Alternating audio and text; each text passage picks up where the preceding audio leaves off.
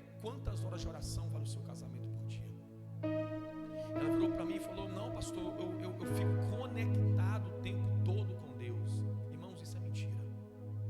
Você precisa sim ter uma vida de conexão com o Espírito Santo, mas você não pode perder a habilidade de entrar no quarto, fechar a porta e orar. Estava orando ao Senhor, eu falei: Deus, até quando o Senhor quer que eu ore? Ele falou comigo: até que você não sinta mais os seus joelhos e até que você não sinta mais os dedos dos pés. Ore até o seu corpo não aguentar mais orar. Eu trouxe uma palavra de oração para os pastores que pastoreiam as nossas igrejas. Deus, por graça, me deu a oportunidade de estabelecer mais 4 igrejas na região. E eu trouxe uma palavra, um discipulado sobre oração para eles. E foi muito impactante o que Deus fez no nosso meio naquela noite. E um dos pastores chegou para mim depois do dia e falou: pastor, aquela palavra mudou a minha vida sobre oração. Eu falei assim: filho, mas por quê? Porque quando eu dobrei meu joelho para orar, a primeira coisa que eu falei com o Espírito Santo foi: Espírito Santo, quanto tempo nós dois que nós não nos falamos, hein? Há quanto tempo nós dois não paramos para conversar? E sabe o que eu descobri quando ele falou isso comigo? Nós conseguimos pastorear uma igreja sem o Espírito Santo. Nós conseguimos cantar sem o Espírito Santo. Nós conseguimos liderar sem o Espírito Santo, porque nós somos habilidosos. Só que Deus não quer uma igreja habilidosa. Deus quer uma igreja quebrantada. E você só vai ser quebrantado no secreto com Deus. Então reconstrua de forma urgente o seu secreto com Deus. Sabe que a oração venha a ser a prioridade da sua vida. De todas as coisas que você precisa fazer, de tudo aquilo que você deve fazer no dia, que a escala de prioridade, a oração possa estar em primeiro lugar. Porque quando você ora, você acessa lugares que ninguém acessou ainda. A oração, meu irmão, tem um poder poderoso, um poder extraordinário, para transformar a sua história e mudar a sua vida. Quando você ora, você se torna um melhor pai. Quando você ora, você se torna uma mãe muito mais preciosa. Quando você ora, Deus te dá habilidade para lidar com situações que você não sabia como resolver. E que essa noite nós sejamos batizados com uma unção, com o espírito de oração, para quando você começar a orar, que o céu se abra, que o reino venha, que algo sobrenatural possa acontecer sobre a sua vida todas as vezes que você orar. Na sua casa você tem um lugar para o cachorro, mas não tem um lugar para o Espírito Santo. Na sua casa você tem um lugar para o micro-ondas, tem um lugar para a televisão, mas não tem um lugar para você, o Espírito Santo. Qual é o lugar que você consagrou na sua casa para você entrar lá e falar com o Espírito Santo? Nós precisamos, irmãos, entender que Ele é prioridade da nossa vida. Pastor, por que Maria é alguém que muda a história? Por que Maria é alguém que é uma ferramenta preciosa para o cumprimento da maior promessa de Deus? Porque era uma mulher que ela tinha tanto acesso às coisas espirituais, que um anjo aparece para ela. Você não tem noção de quantos anos tinha que um anjo não aparecia para ninguém, mas um anjo aparece para ela, porque ela tinha intimidade com o Senhor. Que você venha ter discernimento para ouvir coisas espirituais que você não ouvia ainda. Eu quero liberar essa palavra. Eu arrepiei aqui. Deus vai liberar palavras que você ainda nunca ouviu. Deus vai trazer uma ideia que você não tinha. Mas volte para o lugar secreto de forma urgente. Pastor, orar até quando? Até você não sentir mais os seus joelhos nem o dedo dos pés. Ore até que a glória de Deus encha aquele lugar. Tem gente que fala assim comigo: pastor, mas eu começo a orar, mas não sinto nada. Eu falo: quanto tempo você ora? Ele fala: 20 minutos, meu irmão, 20 minutos não dá nem para começar. 20 minutos não dá nem para começar. 20 minutos você não conseguiu nem desligar dos seus problemas da terra. Consegue entender isso? Nós começamos a orar, irmãos. Quando nós começamos a orar, 20 minutos não dá para nada. Então que você venha se levantar, irmãos, como grandes homens e mulheres de Deus. Um dia perguntaram para John Wesley, qual é o segredo da sua pregação? Qual é o segredo que As pessoas têm parado tudo para te ver pregar. Ele disse: eu decidi ser queimado pelo Espírito Santo. E as pessoas vão à igreja ver um homem ser completamente incendiado pela glória de Deus. Mas quando ele ia pregar, varão, ele orava 9 horas. Ele pegava o sermão, ele entrava para um quarto, ele orava 9 horas. Quando subia no altar, as pessoas diziam que a sensação que tinha era ver um homem sendo incendiado pelo Espírito Santo. Esses dias eu falei com o meu líder de louvor, um dos ministros de louvor da igreja, falou: pastor, eu não sei o que está acontecendo comigo. Eu tenho ministrado e parece que ele não recebe ministração. Eu falei: quantas horas você ora antes de ministrar? Eu falei: meu filho, não cante as canções que estão na moda, cante o que Deus quer ouvir. O nosso mal é que nós trocamos o que está na moda pela intimidade. Eu falei: filho, você precisa orar e saber o que Deus quer ouvir naquela noite. Deus quer ouvir? Faça um repertório, vai para o quarto e chora diante de Deus. E você vai ver que na hora que você orar, pessoas serão batizadas com o Espírito Santo. Irmãos, a Bíblia diz que quando Pedro pregava, o Espírito Santo caía sobre o povo e eles eram batizados pelo Espírito Santo. Irmãos, a palavra está sendo liberada sobre nós aqui, e o Espírito Santo virá com muita força sobre o nosso coração aqui hoje, sobre a nossa vida. Pastor, por quê? Porque o ambiente já está preparado, a palavra está sendo pregada, o louvor já foi entoado, e há corações quebrantados aqui, sedentos. Então ele vai vir com muita graça aqui. Irmãos, tudo que Deus quer é encher a igreja. Tudo que Deus quer é fazer parte da igreja. Por isso que eu digo para você, nós conseguimos nos mover, viver sem o Espírito Santo. Mas nós não queremos.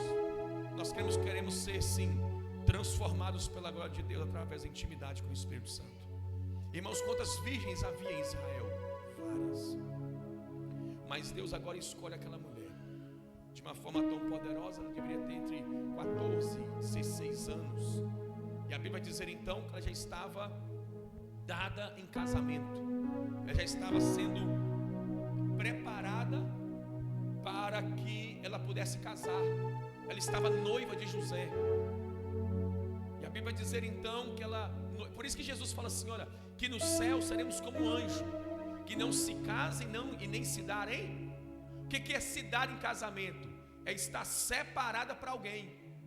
Então as famílias faziam as alianças e casavam os filhos. E ela estava preparada para casar com outro jovem, descendente diretamente de Davi.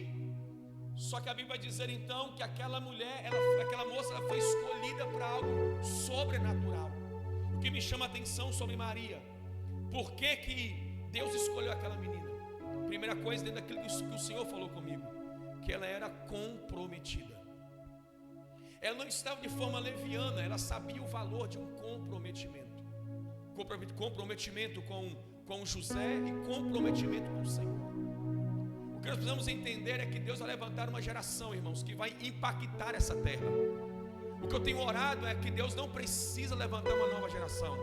A nova geração, irmãos, não precisa ser levantada, porque essa geração vai ser despertada, cheia do Espírito Santo. Eu não sou contra a conferência, irmão, não sou contra.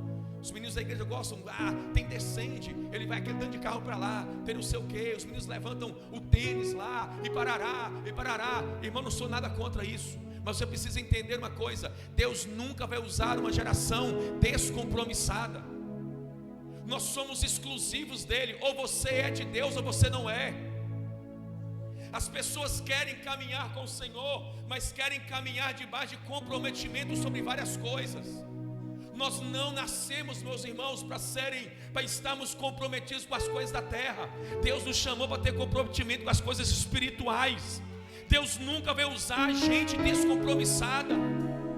Deus nunca vai usar gente, meu irmão, que não tem um coração atrelado no altar. Gente que entende o valor de um compromisso com o Espírito Santo, com uma vida com Deus. É por isso que eu falo para você, que gente que entende o compromisso com o Senhor não abre mão do secreto, não abre mão de oração. Você acha mesmo, irmão, que você tem 10 anos de crente e você quer viver sua vida espiritual fazendo devocional de Deus Pai, café com Deus Pai? Isso é para quem tem uma semana de crente. você tem 10 anos que serve a Deus, você tem 9 anos que serve a Deus, será ainda que você vai caminhar de uma forma tão superficial? Entenda algo, irmãos, quando nós não entendemos isso, nós estamos andando em águas rasas. Águas rasas, você caminha nelas. Água rasa, você vai até onde você quer. Mas quando você entende o valor de águas profundas, não é mais você que anda, são os rios de Deus que te levam, são os rios de Deus que te conduz. O que Deus está dizendo é: aumenta o nível de comprometimento com o Espírito Santo, e Ele vai vir sobre a tua vida de uma forma tão poderosa, que você vai ser um agente incendiado para incendiar essa geração. Os seus amigos serão cheios do Espírito Santo, a sua casa será cheia do Espírito Santo, os seus filhos serão cheios do Espírito Santo. Eu quero liberar que aonde você passar, o fogo vai arder sobre o altar.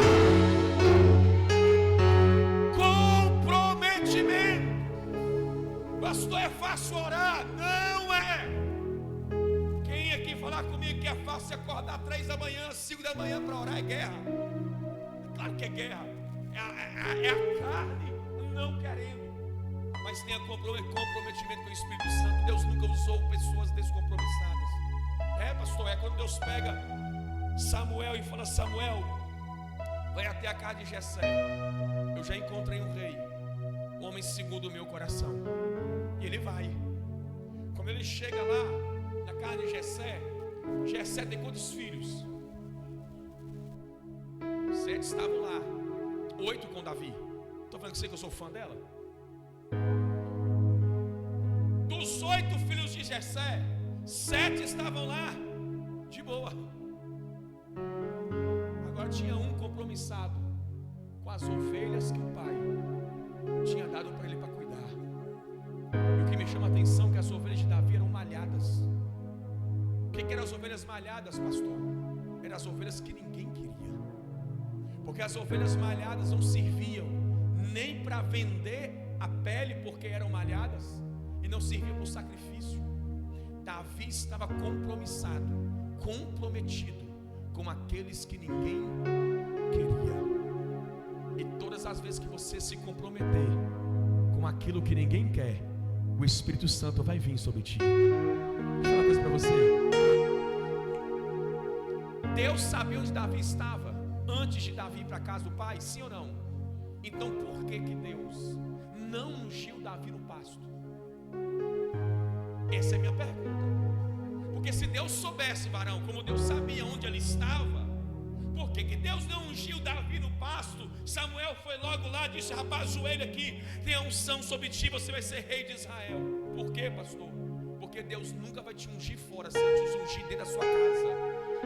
Porque tem gente que aqui é uma bênção, mas em casa é uma maldição. Tem gente que aqui ama Jesus, mas em casa amaldiçoa todo mundo. O que eu vim dizer para você é: a unção virá sobre você, e você vai ser testemunha dentro da sua casa, para os seus pais, para o seu marido, para a sua esposa. Não há unção fora sem Deus ungir dentro. Deus está dizendo: eu vou te levantar da sua casa com uma unção diferente, para marcar a história da sua família.